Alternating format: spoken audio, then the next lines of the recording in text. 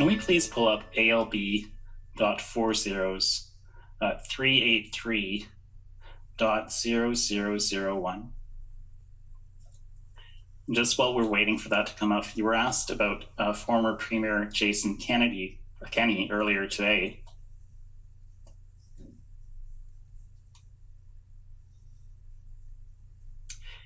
And when the document comes up, I think what it'll show is a letter dated February 15th, 2022, from the Prime Minister to then Premier Jason Kenney.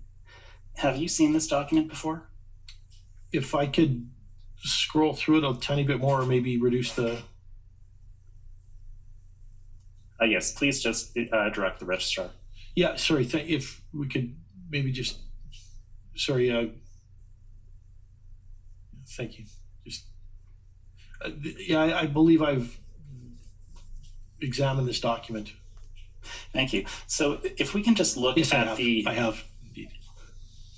just look at the first paragraph on the second page, it's before us right now.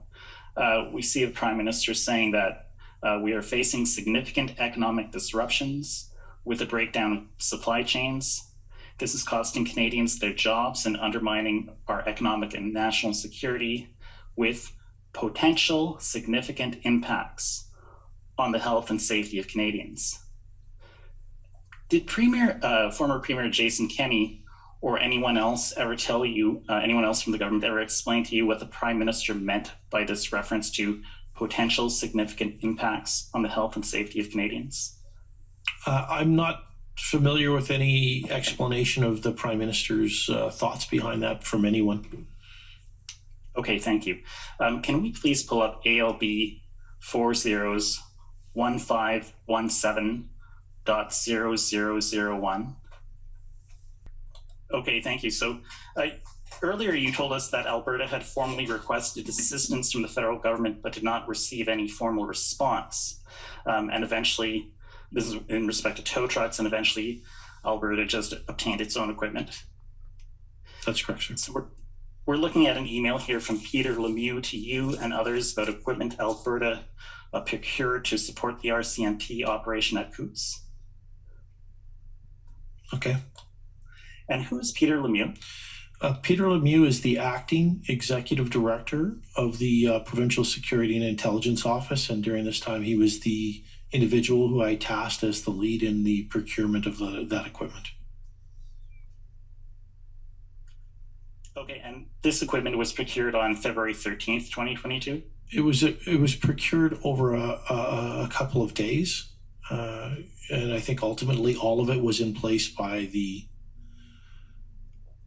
14th or 15th. I think 14th, but well, if you just scroll down a little bit, it says here, yeah, on February 13th, 2022, Government of Alberta procured the following equipment. Yeah, I saw that in the note from Peter earlier. I think a better term for on February 13th would have been by February 13th.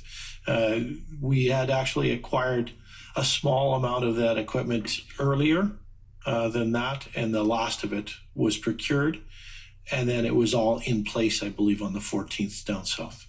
And ready for deployment. Is this list of equipment reflective of the equipment that the RCMP needed? Save two specialty vehicles, this was the exact equipment that we were told that by the RCMP that they required if they were to have to execute an enforcement plan and tow all of the vehicles at the border crossing.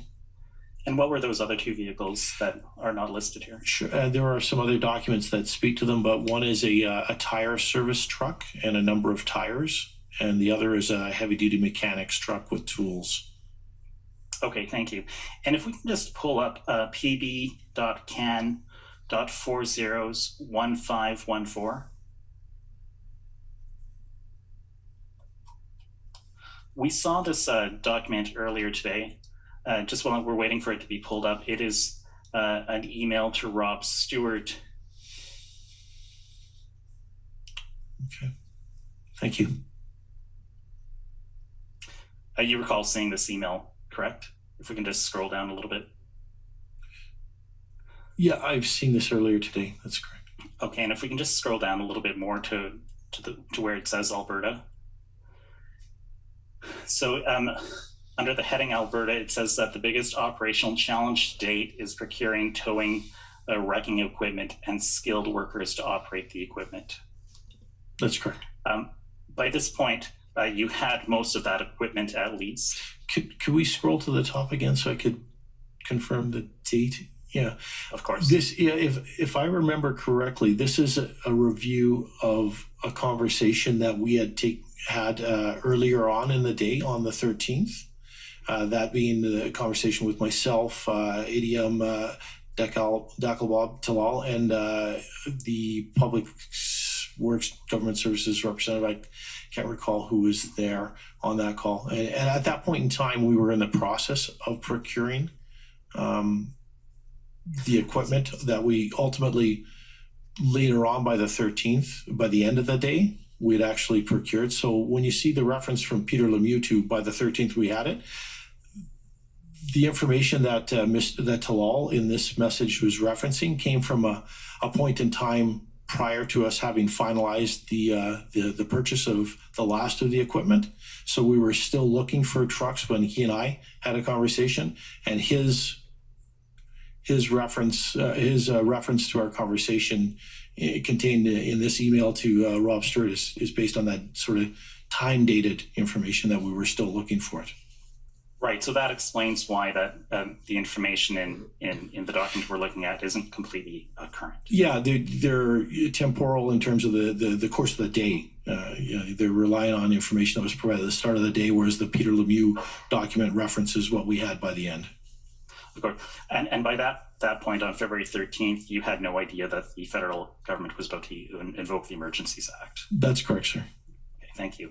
If we can just pull up document ALB.401376.0001.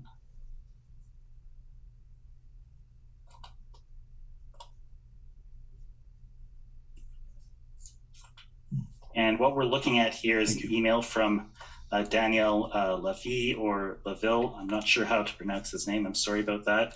It's to you and some other people. Yes, thank you.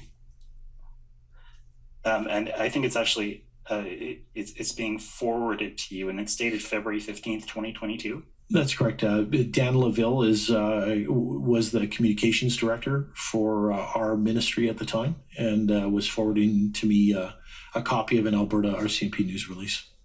Okay, and that RCMP news release said that there were 4 people charged with conspiracy to commit murder, and they're listed here, right? Yeah, that's what it says. And I appreciate you have limited information about this, and we appreciate that these are allegations.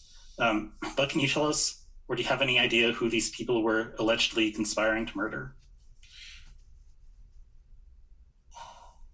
I can't speak with certainty because, of course, I wasn't part of the investigation, but it was my understanding it was police. But that would be third party or speculative on my part, and I would want that to come out in evidence at court. Okay, thank you. Well, I'm not going to ask you to speculate. If we look a little bit, if we look down this list, we see that there are 9 other people. They are charged with mischief and possession of weapons for a dangerous person. That's correct. Dangerous purpose. That's correct. Okay, so 13 people were charged in total. At the time. Can we look at ALB.IR701? This is the Alberta Institutional Report. Okay, thank you. And if we just go to page 8, paragraph 25.